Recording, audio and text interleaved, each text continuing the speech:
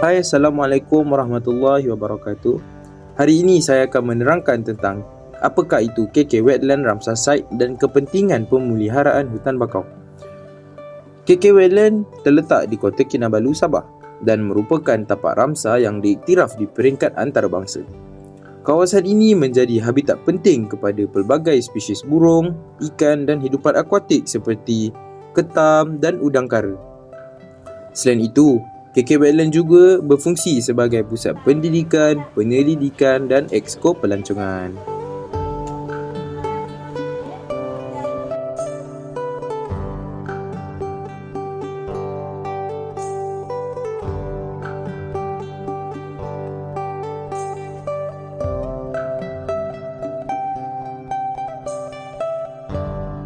Okey baik, seterusnya saya akan menerangkan apakah kepentingan pemeliharaan hutan bakau. Hutan bakau di KK Wetland memainkan peranan penting dalam melindungi kawasan pantai. Akar bakau dapat membantu mengurangkan hakisan dan melindungi pesisir pantai daripada ombak besar dan ribut. Bakau juga menjadi tempat pembiakan dan perlindungan kepada banyak spesies marin yang menyokong sumber perikanan. Selain itu, hutan bakau mampu menyimpan karbon dan membantu mengurangkan kesan perubahan iklim. Oleh itu, pemeliharaan hutan bakau sangat penting untuk menjaga keseimbangan ekosistem dan kesejahteraan manusia.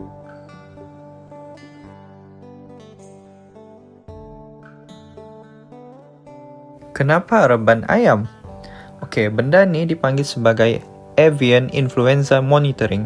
Avian merujuk kepada burung dan fungsi-fungsi utama ayam itu adalah sebagai penanda bahawa jika suatu wabak atau penyakit dibawa dari luar negara oleh burung-burung migrasi seperti bangau, ia dapat dikesan dengan lebih awal lagi.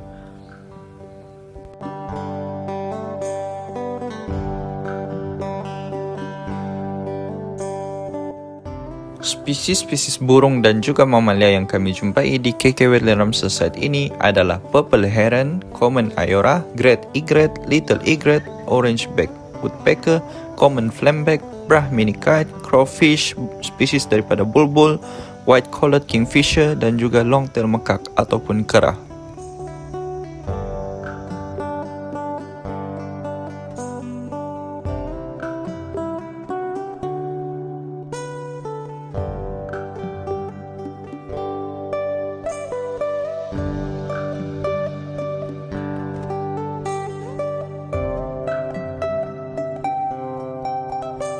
Melalui spesies-spesies burung yang kami pelajari, kami juga tahu menggunakan binokular dan cara untuk spotting bagi spesies-spesies burung yang kami ingin observe untuk mengetahui spesies dia dan karakteristik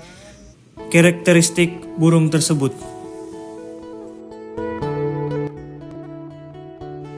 Semasa kami berjalan di atas boardwalk tersebut, kami menyadari bahawa pentingnya berada dalam keadaan yang senyap semasa spotting untuk mengetahui atau identify sesuatu spesies burung seperti orange-backed woodpecker.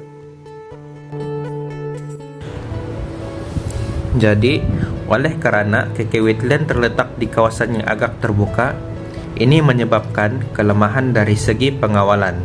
Kawasan yang terbuka dan luas ini menyebabkan KK Wetland mudah untuk diceroboh.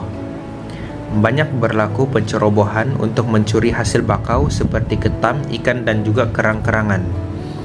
Ini jelas mengancam hidupan di kawasan tersebut. Selain itu, pencurian bahan binaan juga sering berlaku, khususnya kayu-kayu jambatan yang dicuri sehingga merosakkan sebahagian struktur jambatan. Saya mendapati masih terdapat masalah sampah seperti plastik dan botol yang dibuang ke dalam sungai sehingga hanyut ke dalam kawasan KK Wetland. Maka jelaslah sampah ini boleh mencemarkan ekosistem payah bakau dan membahayakan haiwan seperti ikan, burung, dan kerang. Semua hidupan payah bakau yang terdapat di dalam KK Wetland.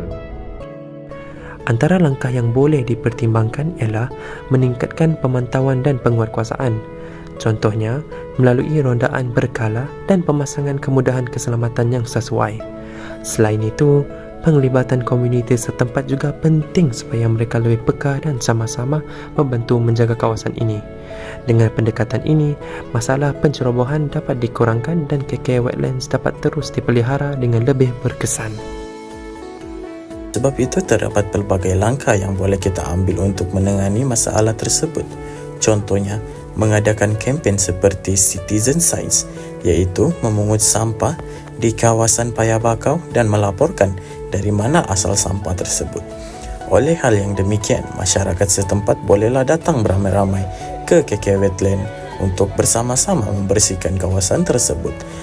Apalagi yang ditunggu?